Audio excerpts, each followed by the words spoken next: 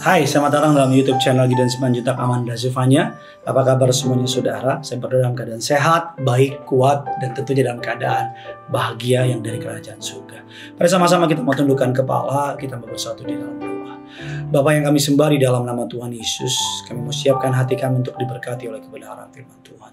Urapi hamba-Mu, lidah bibir perkataannya diurapi dari surga, kata kalimat yang keluar, biar nama Tuhan saja dimuliakan. Di dalam nama Tuhan Yesus, Allah Roh Kudus, Engkau disambut di tengah-tengah kami. Amin. Kita akan mempelajari sebuah tema yang saya percaya pasti akan memberkati saudara. Tema pada hari ini adalah metamorfosa. Roma 12 ayat yang kedua. Janganlah kamu menjadi serupa dengan dunia ini, tapi berubahlah oleh pembaruan budimu, sehingga kamu dapat membedakan manakah kehendak Allah, apa yang baik, yang berkenan kepada Allah, dan yang sempurna. Kata metamorfosa adalah sebuah perubahan. Kita kenal metamorfosis kupu-kupu. Dari ulat, saudara, telur, ulat, kepompong, kupu-kupu muda, dan kupu-kupu dewasa. Perbedaan sewaktu masih ulat dan setelah menjadi kupu-kupu. Kalau ulat merangkak, kupu-kupu bisa terbang. Ulat memakan daun, kupu-kupu menghisap madu. Ulat tampaknya sangat rakus dan sangat menjijikan.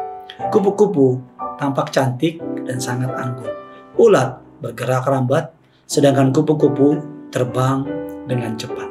Dari sebuah makhluk yang sama, tapi perubahan mereka dapat menghasilkan perubahan yang luar biasa.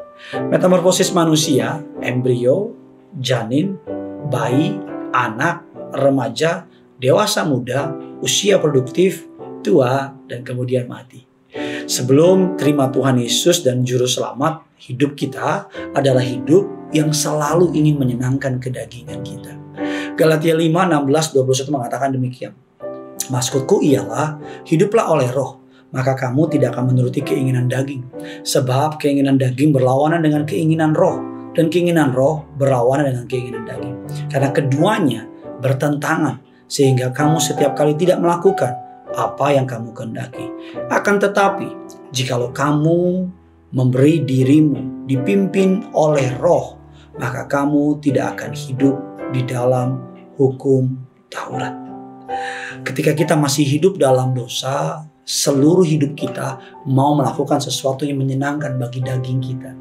Kita susah untuk baca firman, kita sulit mengerti firman, malas ke gereja, kita senang ke tempat-tempat yang menyenangkan daging kita. Karena daging kita masih berkuasa atas kita. Kita hidup untuk menyenangkan daging kita. Tapi dalam Galatia 5, kalau saudara lihat di ayat yang ke-20 ke-19, perbuatan daging telah nyata, yaitu percabulan, kecemaran, hawa nafsu. Ayat yang ke-20, penyembahan berhala, perselisihan, iri hati, amarah, kepentingan diri sendiri, percidaan, roh pemecah, kedengkian, kemabukan, pesta pora, dan sebagainya.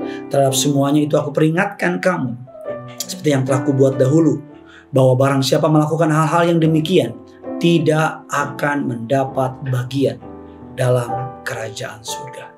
Sesudah terima Tuhan Yesus sebagai Tuhan dan Juru Selamat, hidup kita berubah. Tadinya menyenangkan perbuatan-perbuatan daging, sekarang kita menyenangkan roh dengan mengeluarkan buah-buah roh. Galatia 5, 20-25, tetapi buah roh ialah kasih, sukacita, damai sejahtera, kesabaran, kemurahan, kebaikan, kesetiaan, kelemah lembutan, penguasaan diri. Tidak ada hukum yang menentang hal itu. Barang siapa menjadi milik Kristus Yesus Tuhan, ia telah menyalibkan dagingnya dengan segala hawa nafsu dan keinginannya.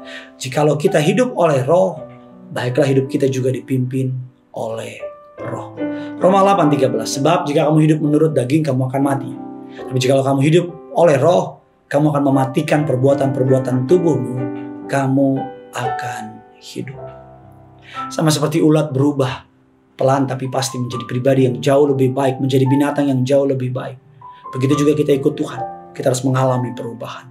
Firman Allah mengatakan dalam Roma 12 ayat yang pertama, karena itu saudara-saudara, demi kemurahan Allah, aku menasihati kamu supaya kamu mempersembahkan tubuhmu sebagai persembahan yang hidup, yang kudus, dan yang berkenan kepada Allah. Itu adalah ibadahmu yang sejati. Bila hidup ini adalah milik Tuhan, nanti bisa baca di bawah ini. Bila hidup ini adalah milik Tuhan, izinkan Dia mengubah kita menjadi seperti yang kita mau. Izinkan dia mengubah kita menjadi pribadi yang jauh lebih baik. Apa yang kita dapat renungkan dari firman Tuhan? Bahwa metamorfosis, mengalami perubahan. Sama seperti ulat menjijikan, ulat merusak, disebut sebagai hama. Tapi ketika ulat berubah menjadi kupu-kupu, dia menjadi cantik, dia bukan lagi hama, tapi justru dibutuhkan oleh tumbuh-tumbuhan untuk membuat sebuah proses yang namanya menabur benih dan sebagainya. Saya berdoa agar hidup kita terus mengalami perubahan, menanggalkan keinginan daging kita yang selalu menyeret kita untuk melakukan dosa atau diam dalam dosa. Hidup dalam kepenuhan Roh Kudus, dituntun olehnya dan mengalami buah-buah roh. Dan yang ketiga, mengalami metamorfosa hidup kita sampai sempurna. Bukan apa yang kita mau, tapi apa yang Tuhan mau. Saya tahu berubah itu gak gampang, tapi orang yang gak berubah akan mati oleh yang namanya perubahan zaman. Saya tahu berubah itu gak mudah, tapi saya percaya perubahan yang datang dari Tuhan akan memberkati kehidupan kita. Saya berdoa agar firman ini boleh menjadi berkat. Ayo kita berubah untuk menjadi yang lebih baik lagi. Kita berubah menjadi pribadi yang lebih cinta Tuhan lagi, lebih tulus lagi, lebih murni lagi, lebih jujur lagi, lebih lurus lagi dalam mengikut Tuhan. Karena saya percaya hanya orang-orang yang seperti itulah yang akan melihat berkat-berkat dari Tuhan dinyatakan dalam kehidupannya.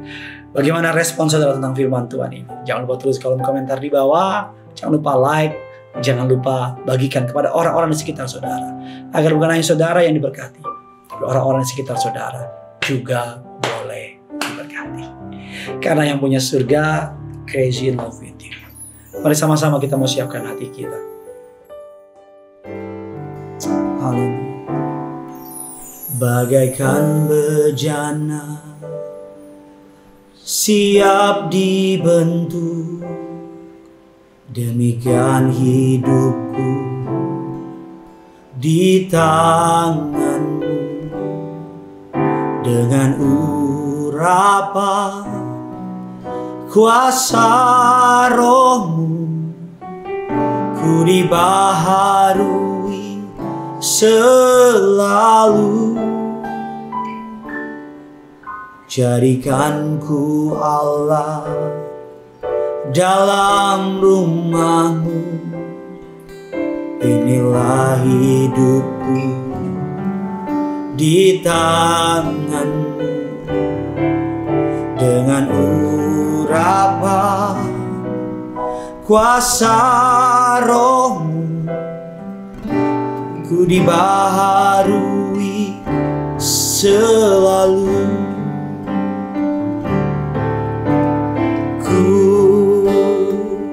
Mau seperti-Mu Yesus, disempurnakan selalu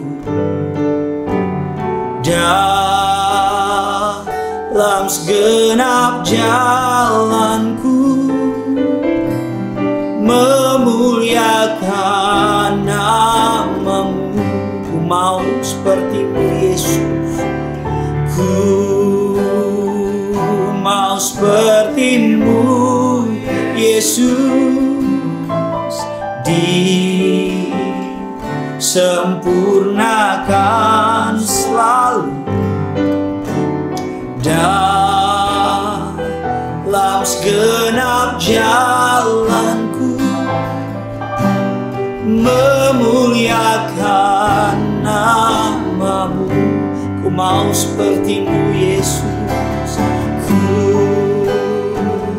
mau seperti-Mu Yesus,